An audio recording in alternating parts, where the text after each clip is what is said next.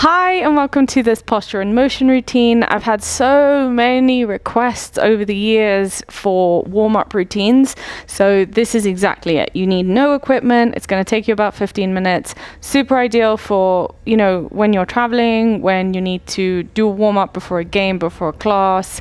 You're going to be set and ready to go after this routine. So what we're going to do first, and anytime you don't really have time to go through this whole routine, the quickest way to really just make sure that your body is in the right position to just keep feeling buttery, but also, keep away from injuries is to get as close to the ground as you can. So what we're going to start off by doing is laying in a hook lying position, feet a good distance away from the back of the thighs. And then what we're going to start by doing is just warming up the hands in this position. So finding the 3-point contact to the feet down on the floor. What you are going to do here is you're going to press the palms first you're going to place them in a T position, so arms out wide, T position, fingers really nice and wide.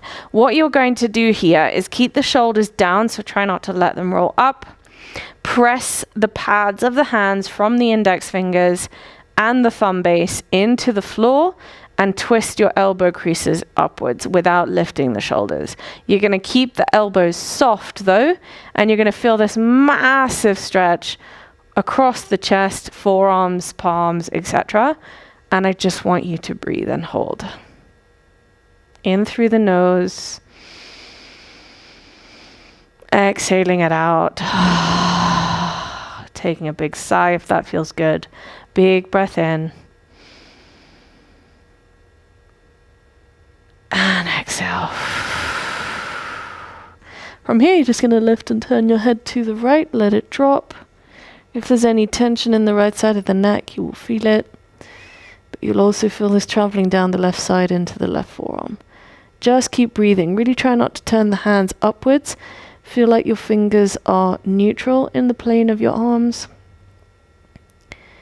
Fingers wide. And breathe.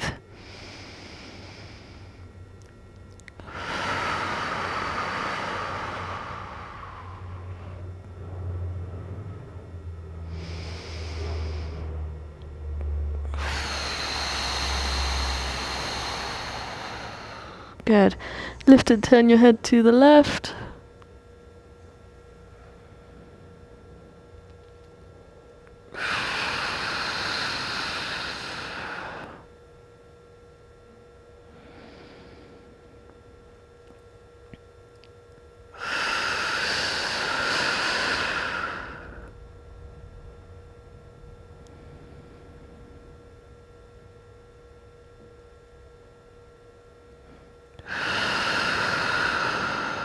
Good.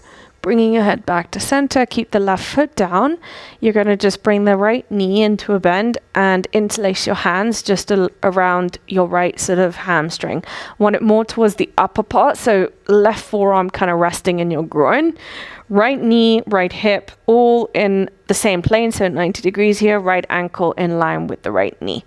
And what you're going to start by doing is just 10 pointed flexes with the right ankle.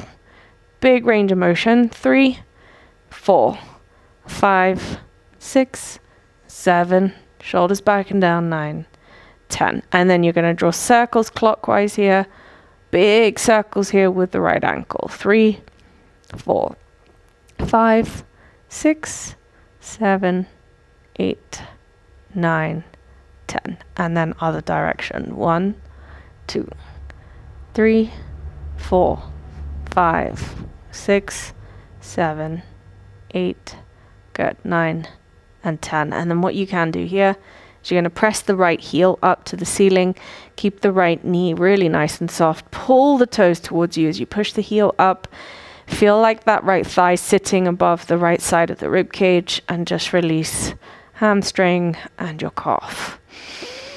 If you're getting a big reaction, that's a good sign, but if you're not, don't worry about it. Just feel like you can focus on pushing the heel up and pulling the toes.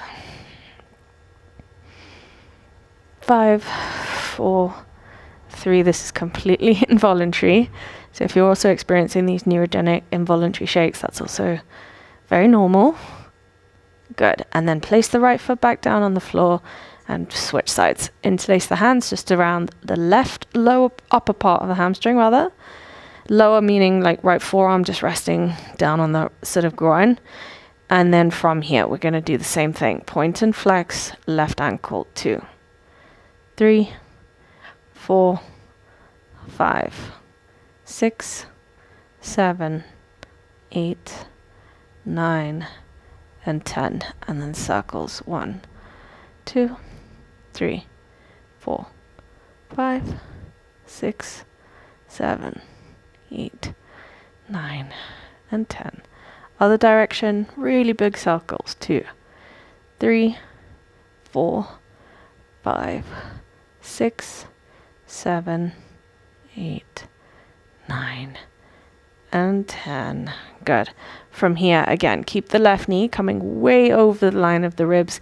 Keep the sacrum down and push that left heel up and pull the toes towards you.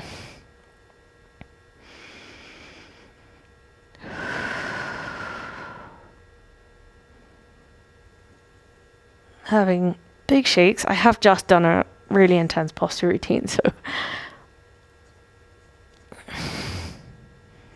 belly's relaxed, abdominals relaxed. Good, just keep breathing. Good, and then from here, you're going to bring the feet back down. You're going to cross this right ankle just in front of the left thigh. So outer right ankle bone just on top of the left thigh. Bring your palms back and press them back into the floor. Elbow creases turning upwards. And we're going to take a crossover stretch here. Right foot's going to come down as you press and open from the right hip. The right knee is going to open forwards. Lift and turn your head to the right. Breathe and hold. 4 to 5 breaths here.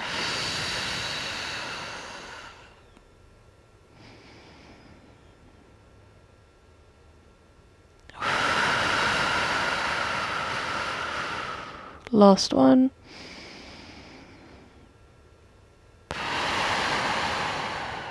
Good. Come back into neutral. And then left ankle, top of the right thigh.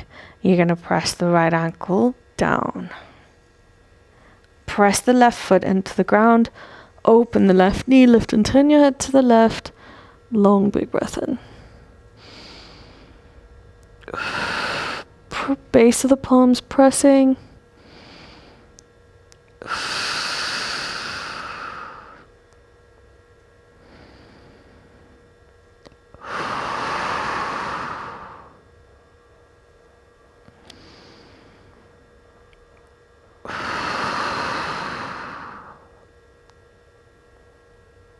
Good.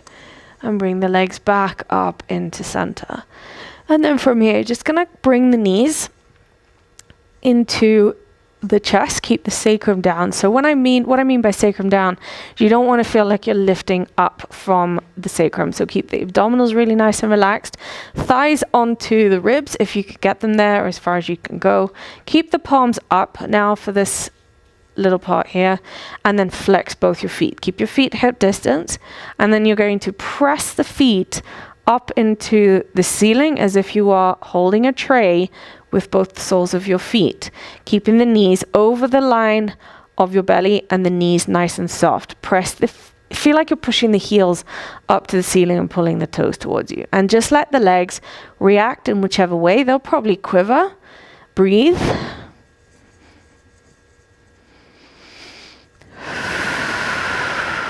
Such a great way to prevent any kind of leg injuries, leg misuse, dysfunction, imbalances. You know, things like tripping, hamstring tears, shin splints, all of this stuff. This kind of a 15-minute warm-up is so helpful. Just keep breathing. We've got 30 seconds. Keep pressing the heels up and pulling the toes towards you.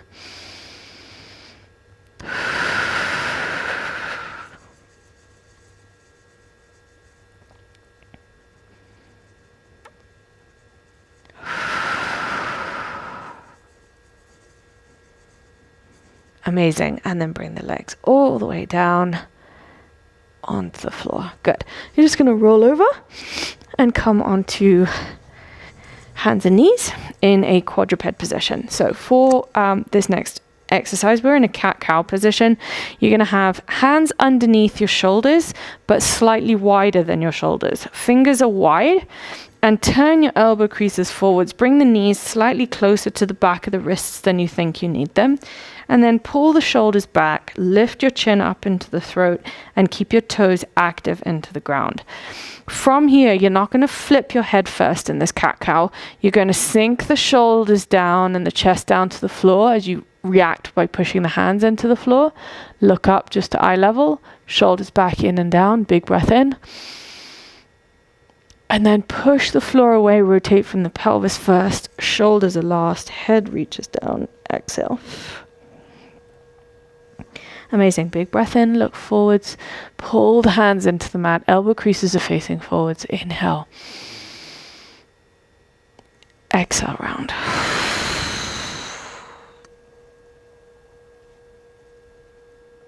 Good. Big breath in.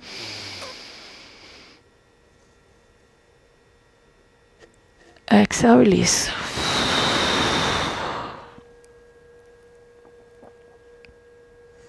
Inhale, open. Exhale. Notice I'm not moving my body forwards or back.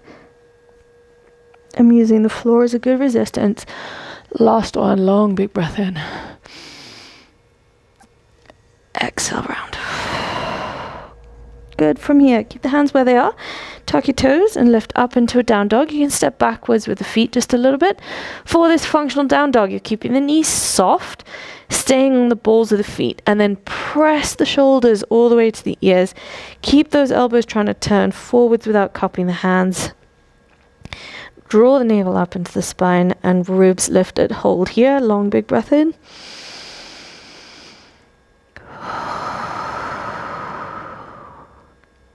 Good. From here, you're going to just swivel the feet, toes to the left, heels to the right. Keep the heels off the ground.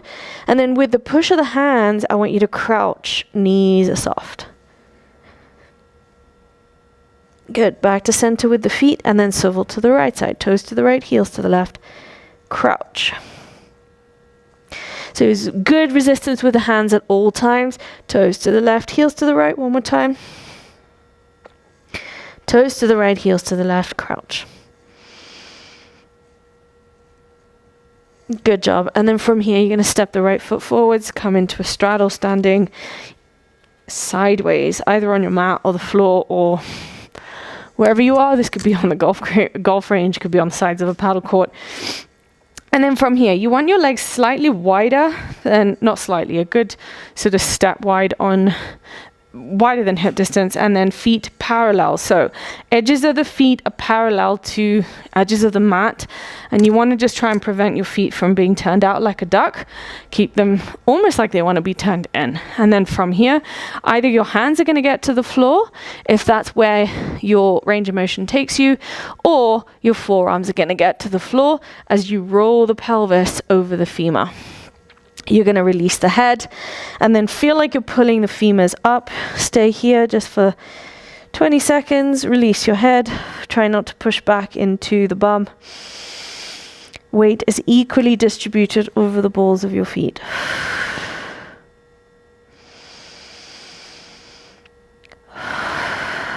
Good. And then from here, step the right palm slightly away to the right side. Stack your left palm above the right and then press the hands away. Let your head hang, but don't turn from the hips. Try not to spin from the hips. Just getting a little bit of length into the lateral side of the body here. Just breathe.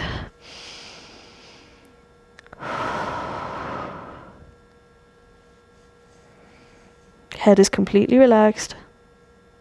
And then we're going to turn onto the left side. So left palm's facing out 45 degrees.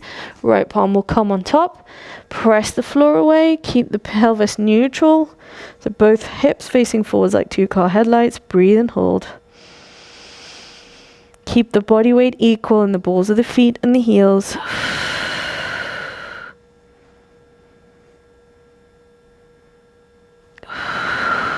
Good job. And then come all the way up. and come into standing. Good.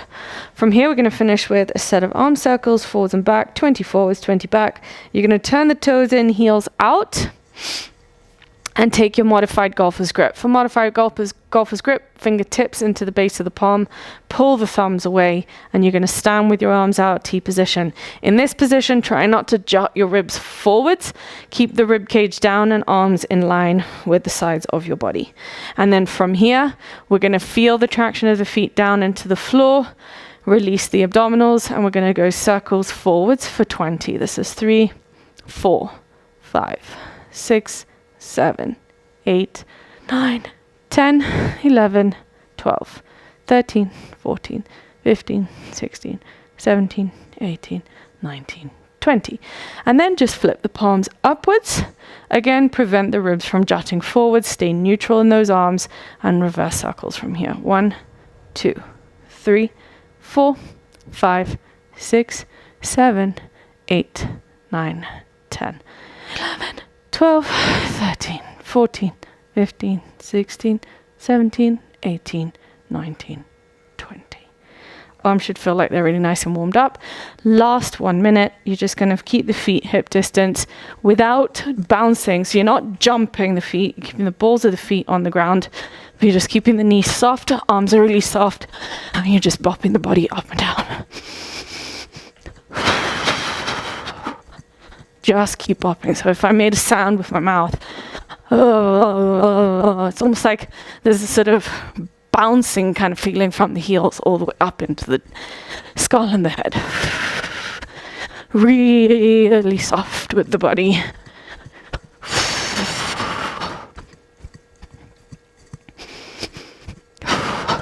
Good. Last 30 seconds.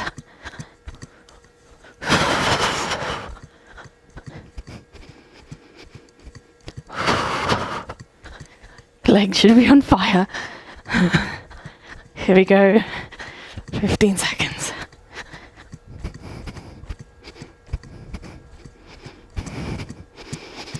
5, 4, 3, 2, and 1. You should feel really sort of reset. You should feel really balanced. You should feel fired up. You should feel warmed up.